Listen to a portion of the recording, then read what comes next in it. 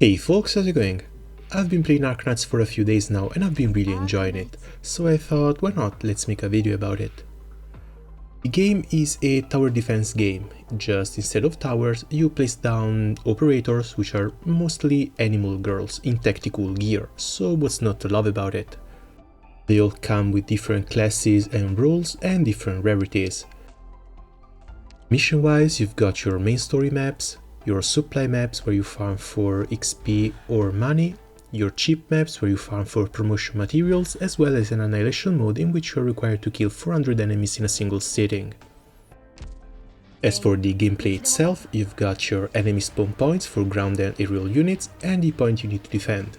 Each of your operators has a deployment cost and you drop them down in order to stop the enemies from getting through.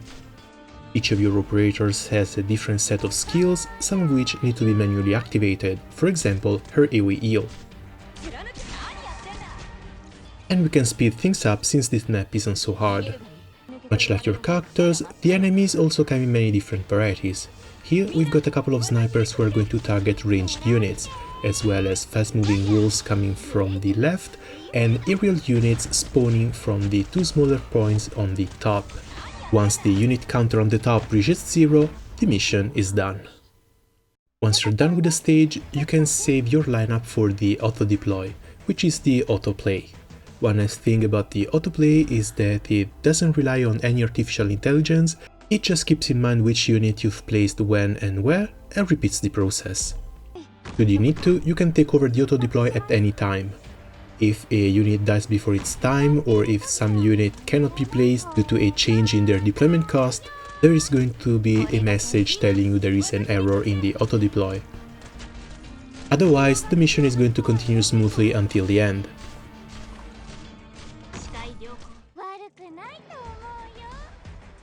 As for the operators themselves, they're balanced in such a way that while 6-star and 5-star units are sure nice to have and have higher potential for endgame, you don't exactly have to rely solely on them.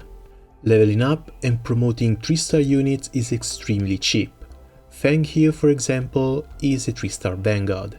She's one of the first units to be deployed on the field, costing only 10 deployment points. At level 30, after being promoted one time, she's got 1200 health, 283 attack and 277 defense. Now let's go look at a 6-star unit. Siege here covers the same role. She's also a vanguard, she costs a little bit more, but without promotion at level 50 she has less health, a bit more attack and less defense. If we go and pick up a comparison, we can see that a maxed out Fang has similar stats to a level 50 Elite 1 Courier, level 40 Elite 1 Texas, or level 30 Elite 1 Siege.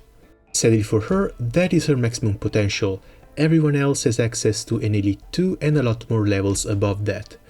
But Fang has the advantage of only costing 11 deployment points, going down to 9 with her potential, so even though she won't be able to get higher stats, she might still be useful in the future for a quick deployment.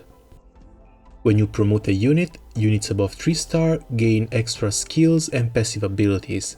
Siege, for example, gets a nice AoE attack. The problem though is that they also gain a higher DP cost. One way to make this DP cost go lower is through pulling dupes. Every time you pull a duplicate unit, you get one particular character token that you can spend in order to increase her potential by 1. All characters have 5 levels of potential and they get unlocked in order as you keep pulling dupes. So yeah, investing into 5 and 6-star units is quite expensive. On the other side, investing into 3-star units takes very little materials, very little resources overall, and these units are going to carry you through all the early game. Let's pick another example. Lava here, level 30, promoted once, has 516 attack. She's an AoE mage. Another is Skyfire. She's a 5-star unit who got to level 50 and got promoted once. Her attack is now 482. It's actually lower. She's going to require further investment through XP cards and Lagman dollars in order to reach the same attack as Lava. And this is after farming for materials and chips in order to bring her to Elite 1. And speaking of currencies, let's go see how the game is going to try and separate you from your money.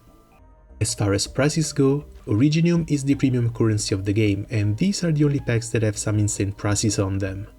1 unit of this premium currency translates into 180 of the farmable one, and you need 600 for a single pull. So the $1 pack is going to net you 540 of the farmable currency, which is not even enough for a single pull. Meanwhile, the $99 pack is going to net you 46,800 of the farmable currency, which are about 78 rolls. Worst part still is that this bonus is a one-time deal only, so if you really want to whale once you've gone through them all, a single roll is going to cost you about $2. The other packs are a bit more generous though. Here we have a starter pack for a single dollar. This one grants you a 4-star operator, Gumi, which is actually a nice self-healing tank, 1 headhunting permit for 1 roll, 10,000 Lagman dollars, and 20 drill battle records, which are for trying out stages before actually doing them. The second pack is the starter headhunting one. This one comes in at $20 but has 2 10 rolls in it, so at least it's $1 per roll. Moving on, we've got the monthly card. At $5 a month, this one grants you 6 premium currency immediately, 200 farmable currency each day, as well as a sanity potion for 100 energy refill each day. This one might actually not be too bad and actually could be one of the best valued packs in here. Upgrader pack is for leveling up units, furniture pack is for your base, and then there's the monthly headhunting pack. This one comes with 42 premium currency, which translates in about 12.6 rolls, so that's another pack that lets you pull at a rate of $1 per roll. And while we're on the subject of pulling, let's go check out the rates. It seems like every time there's a new banner out, the next 10 roll can guarantee you a 5-star or higher operator. The older banner did that too, and I managed to get a croissant out of it. On this banner, for example, should you be able to pull a 6-star, Exusiai and Angelina have a 50% chance of appearing. If you pull a 5-star character, you have a 50% chance of pulling Zima, Skyfire or Croissant. As for the overall rates, 6-star characters have a 2% chance of appearing, 5-star characters have an 8% chance, 4-star characters have a 50% chance, while 3-star characters have a 40% chance. I think this is the first case I'm seeing where a 3-star character has a lower chance of appearing than a 4-star one. So overall it's a 90% chance of pulling a 3 or 4-star and a 10% chance of pulling a 5 or 6-star. It's overall not so bad. And down here we get some information on the PT system. Apparently if you roll 50 times without getting any 6-star characters, your odds of getting a 6-star character are going to be increased by 2% for each roll until the odds of getting a 6-star characters reach 100%. Another good part about this is that this PT system does not reset when the banner changes, so as long as it's a standard banner, you will always keep increasing your chances of pulling a 6-star. Alright, now we move on to the other way of recruiting characters. For the standard recruitment, you get some grey tokens, up here I have 15, and you can spend 1 to recruit 1 character after selecting a few tags. These expedite plans are used to speed up the process. The character I'm hiring here is going to be a vanguard with a DP recovery skill, probably Fang, Plume, or yeah, Vanilla. Now that this slot is free, we can begin the process anew. I'm going to click on recruit now, and here we have a recruitment time, which can go up to 9 hours, and the higher it goes, the higher the rarity of the character pulled. The job tags are going to determine which kind of characters we're going to pull. So for example, here I can pull for a medic, a ranged, a character with DP recovery, or an AoE. So I'm going to select AoE, make sure the timer is up to 9 hours, and press OK. Like before, I'm going to use some expedite plans to cut down on the waiting time. And since this character is AoE, it's very likely I'm just going to get a 3-star, which is going to be Lava. Exactly. There is one little site that can help you a lot with choosing which tag to use. I'm going to link that in the description. Now, as far as free-to-play friendliness, I believe the game is actually pretty high up on the list. You start the game with a guaranteed 6-star pool, Savage is given to you from the pre-registration rewards, Amia comes to you from the story, and you're given a 5-star pick ticket with which to pick a guaranteed 5-star character. From there, I picked Liskarm. Moving on, Gaviol is a free healer purchasable with friendship points. Jessica is given to you from the story, as is Shaw. Doberman should come from the story as well.